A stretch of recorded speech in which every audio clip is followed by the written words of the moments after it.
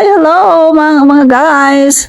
Hello po sa mga nanonood ngayon sa 3,000 na nanonood ngayon. Marami pong salamat. So mga guys, no, ating pong live ngayon ay very short lang. Pag-usapan lang natin ito, no. So mga guys, eto nga, ang survey na ikinatuwa ng mga DD Sheets, mga guys, no. Kasi nagkaroon ng bagong lumabas na survey, mga guys, etong Okta Research, mga kaibigan. Ayon dito sa Okta Research, number 1, most trusted and best performing government agency. Tugon ng masa survey conducted March 11 to 14, 2024. Yan. So, ba't ngayon lang to nilabas?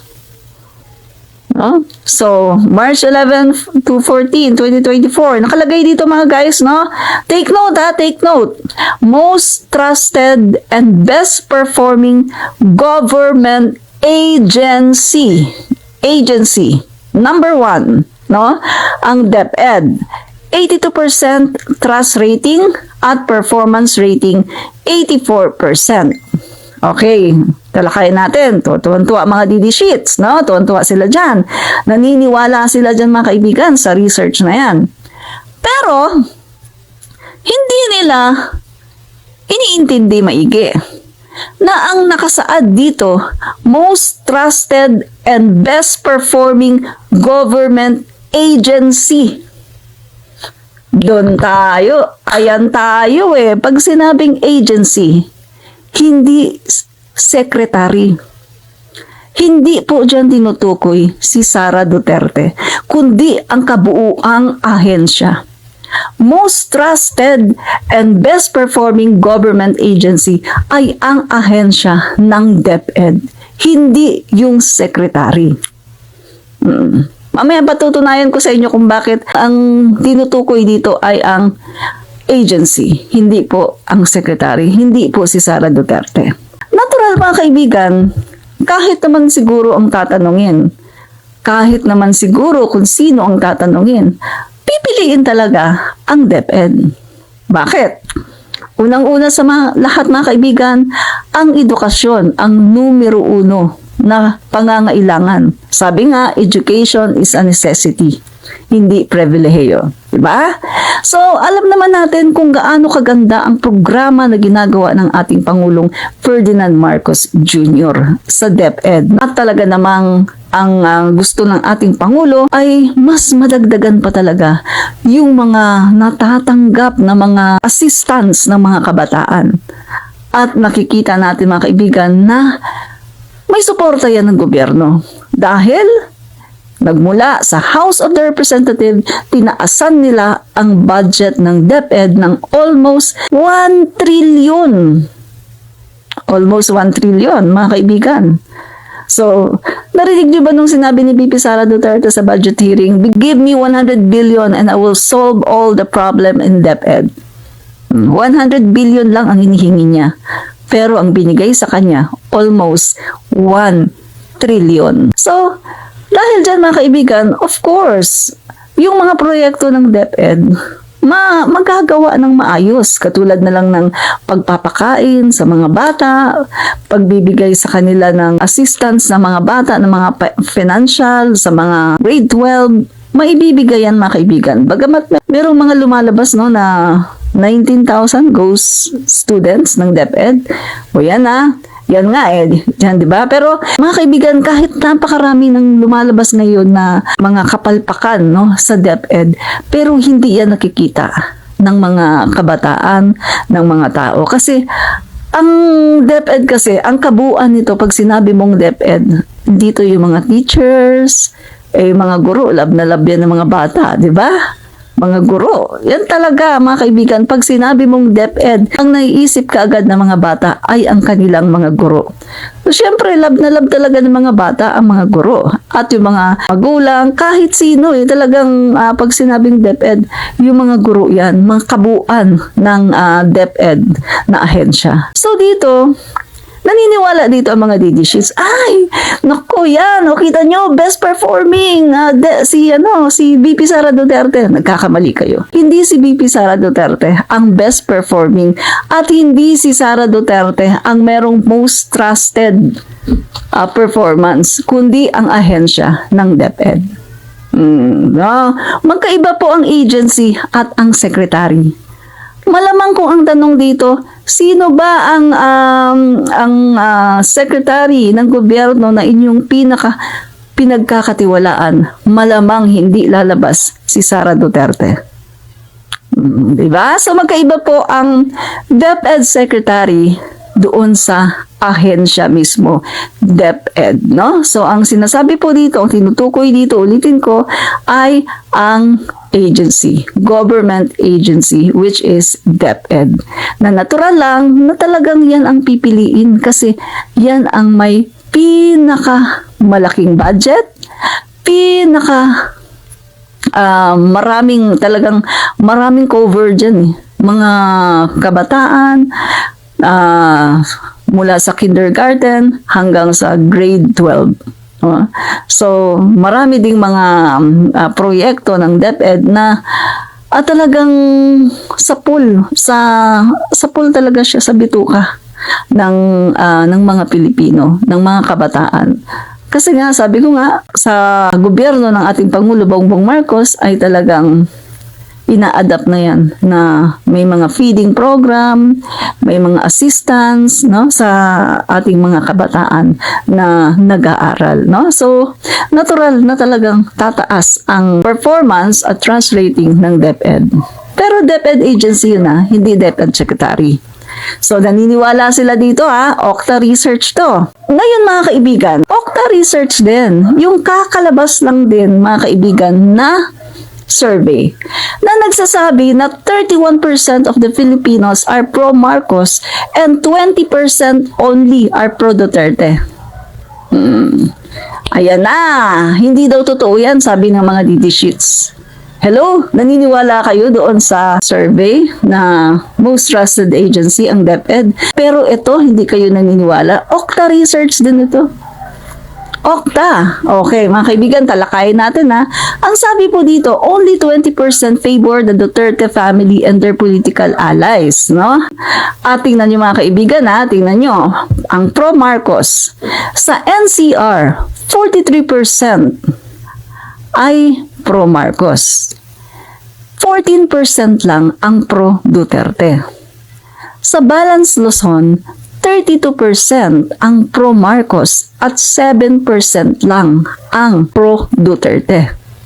Sa Visayas, 38% ang pro-Marcos at 18% lang ang maka-Duterte.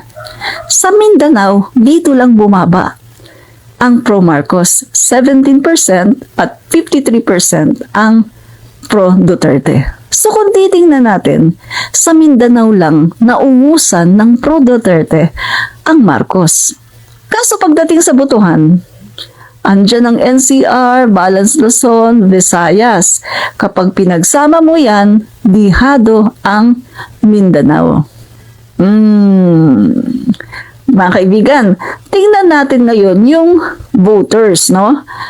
Registered voters by Island Group as of 2022. Mga kaibigan, NCR, merong 7.32 million na botante, which is malaki kay PBBM, 43% Sa Balance Luzon, merong 29.29 million na botante. Mas malaki si PBBM, 32%. So, ibig sabihin, malaki ang makukuha ni PBBM. Dihadong-dihado si Sara. Visayas, merong 13.2 million na botante. Ilan ang pro-Marcos? 38%. Mindanao, merong 15.42 million. 17%. Si PBBM, 53% si Sara Duterte. So, dito lang si Sara Duterte nakaungos. Pero, hindi pa rin niya talagang baluarte kasi may 17% pa sa Mindanao. At Baka nga nadagdagan na yan ngayon dahil sa paninira ni Duterte. Baka sa sobrang paninira ni Duterte ay baka ngayon nasa 40% na si PBBM or ang pro-Marcos sa Mindanao. Diba?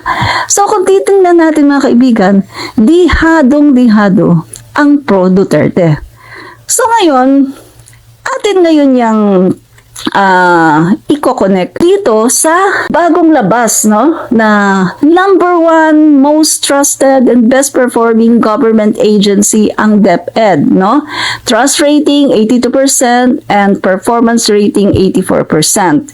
Ngayon, lumalabas na totoo ang sinasabi ko na ang trust rating na sinasabi dito na nagnumero 1 at ang performance rating na 84% na nagnumero 1, hindi tinitingnan ng yung mga tinanong, yung mga sinurvey, hindi nila ito tiningnan na eto ay kay Sara Duterte. Kasi nakalagay dito, best performing government agency.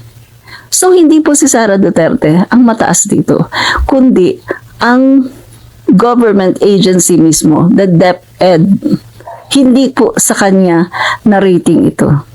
Kaya, yung mga DD sheets na assuming at akala nila ay talagang mataas si Sara. Eto, di ba?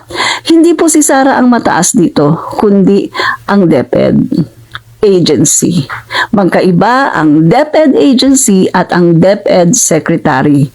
Lumalabas na hindi po si Sara ang tinutukoy dito, kundi ang buong ahensya ng DepEd. Mga teachers, yung mga talagang nakaka-connect doon sa mga bata, doon sa mga parents, mga teachers, hindi po ang DepEd secretary ang may malaking mataas na trust rating, kundi ang DepEd mismo, the agency itself.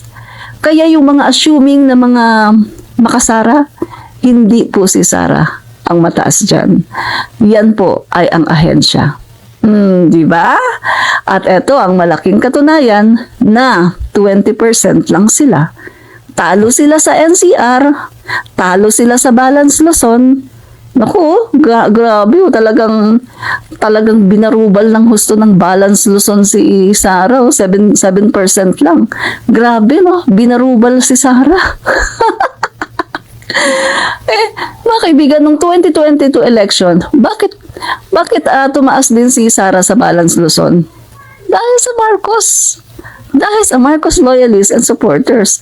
Pero ngayon, yung Balance Luzon na yan, mga kaibigan, andyan yung Solid North na tinatawag. Sobrang nagalit sa ginawa ng mga Dutertes. Diba? Visayas, wala. Kita nyo naman, no? 18% lang si Sara, 38% si PBBM. Di ba? So mga kaibigan, ngayon, yung mga DD sheets, pagdating ng 2022, wala kayong aasahan. Hindi mananalo si Sara Duterte. Yung mga assuming dyan. So, paniwalaan nyo ang survey, Ang survey na number 1 most trusted and best performing government agency, 82% trust rating, 84% performance rating ang DepEd.